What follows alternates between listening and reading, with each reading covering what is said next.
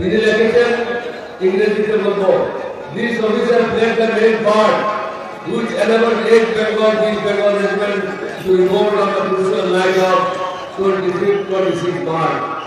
অর্থাৎ 24, 25 এবং 26 রাত্রে গুরুত্বপূর্ণ সময়ে 8ম বেঙ্গল রেজিমেন্টকে নিয়ে এই অফিসার সর্বপ্রথম বিদ্রোহ করে।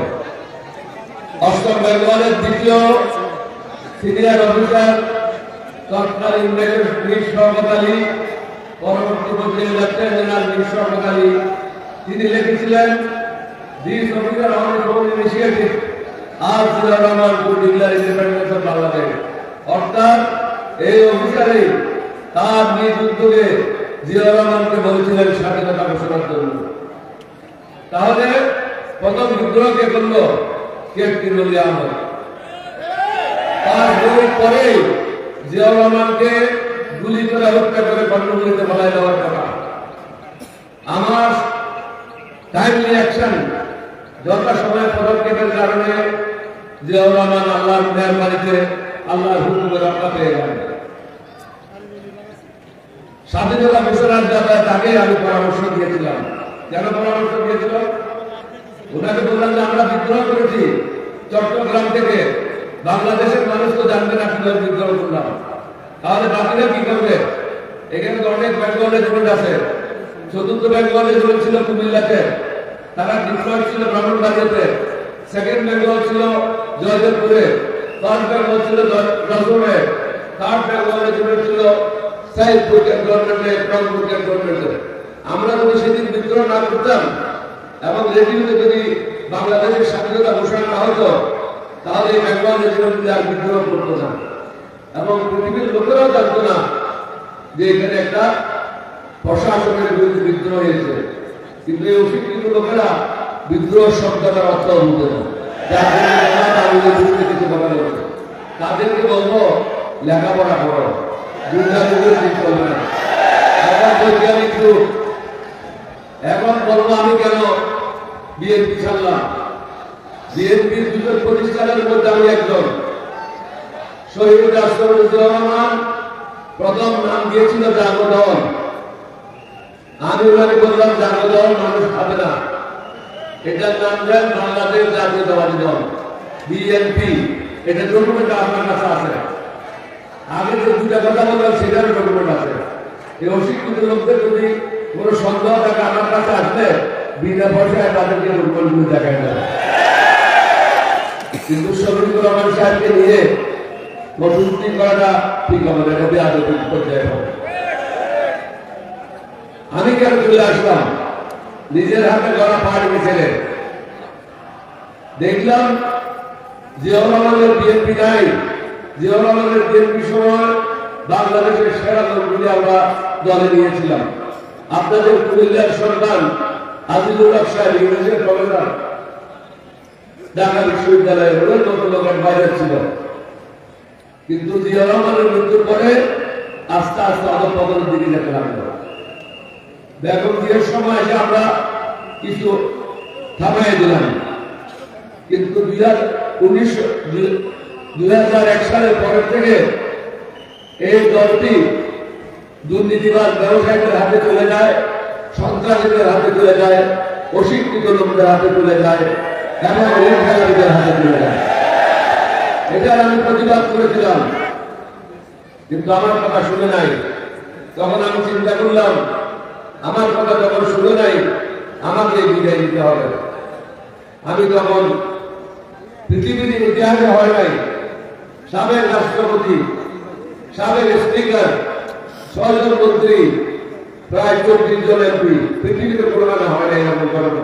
তাদেরকে নিয়ে বিএনপির বিরুদ্ধে আমরা বিদ্রোহ করে নতুন দল গঠন করেছিলাম। আমাকে মারার জন্য আমার ঘরে 6 জন অস্ত্রধারী লোক আসছিল। আল্লাহর মেহরবানি, নবীজির দয়া, আমাকে হত্যা করতে পারেনি।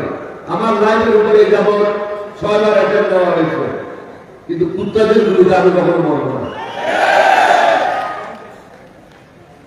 আপনাদেরকে অনুরোধ করব, যে দলটা জনগণ প্রত্যাখ্যান করেছে, একটা হলো আওয়ামী লীগ আরেকটা হলো বিএনপি।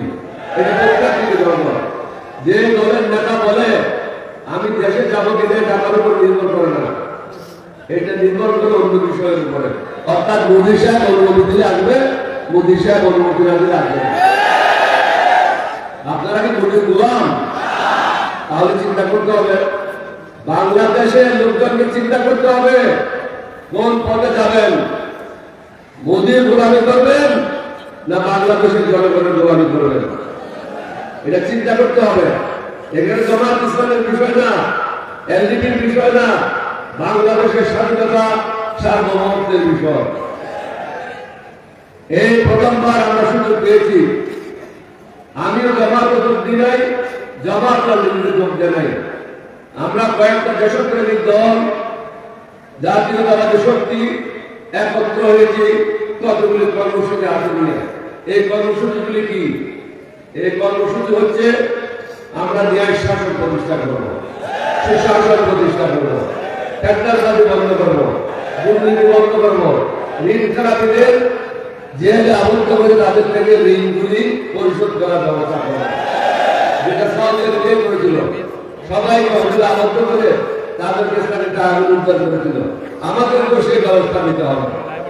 কোনো কারণে সাথ দেওয়া যাবে না, তাদের বাপের টাকা না, এগুলো হলো জনগণের টাকা। জনগণের টাকা খাবে আর আমরা বসে বসে টাকাটা দেখবো, এটা হবে না। এটা হলো আমার জীবনের শেষ যুদ্ধ। 27 বছর পর আমি তাহের সাহেবের দাঁড়িয়ে নিয়ে আসছি বাংলাদেশের জনগণকে বলার জন্য, নিজের পায়ে নিজে তুলে মারবেন না, দেশটাকে বাঁচান। আমরা বুড়া হয়েছি, কিন্তু যুবকদেরকে এগিয়ে আসতে হবে। আমাদের 1400 ছেলে আত্মাহুতি দিয়েছে, শাহাদাত বরণ করেছে। আপনাদের এলাকার 17 জন ছেলেকে হত্যা করা হয়েছে, তাদের রক্ত কি এমনি দিতে যাবে? আমি আবারও বলবো, এখানে 11 জন পুরুষের বিষয় না, এটা হলো বাংলাদেশের অস্তিত্বের বিষয়। মোদীর গোলামদেরকে আপনারা ভোট দিয়ে দেশটাকে দিল্লির কাছে বিক্রি করতে পারেন না। আমরা চাই বাংলাদেশের নির্বাচিত প্রতিনিধিরা এই দেশ চালাবে, তাহলে একটা দায়বদ্ধতা থাকবে। তাহের সাহেব অত্যন্ত উপযুক্ত লোক, ওনাকে দীর্ঘদিন থেকে আমি চিনি। আপনাদের স্বপ্রণোদিত হয়ে উনি কেন ভোট চাইবেন? আপনাদের দায়িত্ব ওনাকে ভোট দেওয়া, কারণ ভালো জিনিস এমনি পাওয়া যায় না, ভালো জিনিস ফুটপাতে বিক্রি হয় না। ভালো জিনিস পাওয়ার জন্য পয়সা খরচ করতে হয়, ভালো জায়গায় যেতে হয়। তাহের সাহেবের মতো একটা লোক যেখানে বাংলাদেশের পুরা এলাকাতে নেতৃত্ব দিচ্ছেন, এটা কি আপনাদের জন্য কত বড় বিষয়? আপনারা ঘরে ঘরে যাবেন, প্রত্যেককে আব্দুল্লাহ তাহের মতো অবস্থান নিয়ে সবাইকে বলবেন, শুধু জিতাতে হবে না, বিপুল ভোটে তাকে জিতাতে হবে, তাহলে তাকে সম্মানিত করা হবে। বাকি হলো আপনারা সবাই চান আমরা যেতে চাই, যার কারণে 11টা দল আমরা ঐক্যবদ্ধ হয়েছি। অনেক সরকারি কর্মকর্তা যারা এই মহলে আছে, পুলিশে চাকরি করছে, আনসারে আছে, arm forces, army, navy, air force, তারা স্বল্প বেতনে চলাটা খুব কঠিন। তারা কোনো ঘুষ খেতে পারে না সব যারা। তাই আমি আজকে আব্দুল্লাহ তাহেরকে অনুরোধ করব এবং ডক্টর শফিকুর রহমান সাহেবকে অনুরোধ করব, তাদের বেতন বৃদ্ধির ব্যাপারে যেন পুনর্বিবেচনা করা হয়। তাহলে ঘুষ খাওয়াটা বন্ধ হবে, হারাম রোজগার বন্ধ হবে। আমরা শুধু বলবো হারাম রোজগার বন্ধ করেন আর সুযোগ সুবিধা দেব না, এটা তো হয় না। অনেকে মনে করে জামাত ইসলাম আসলে সবাইকে বোরকা পড়াই দেবে, বেহেশতে নিয়ে যাবে, এরকম কথা তো কেউ বলেনি। আমরা বলছি ন্যায় শাসন হবে, সুশাসন হবে, মাদেরকে সর্বোচ্চ স্থান দেওয়া হবে, মর্যাদা দেওয়া হবে, কারণ তারাই আমাদেরকে জন্ম দিয়েছে। আমাদের যুবকেরা চাকরি পায় না, উচ্চশিক্ষা লাভ করে বিদেশে যেতে হয়, তাদের চাকরির ব্যবস্থা করার আমরা একটা পরিকল্পনা করেছি। অর্ধশিক্ষিত যারা আছে তাদের চাকরির জন্য বড় বড় যারা ভালো ব্যবসায়ী আছে তাদের মাধ্যমে আমরা নতুন নতুন শিল্প কলকারখানা করে তাদের চাকরির ব্যবস্থা করবো।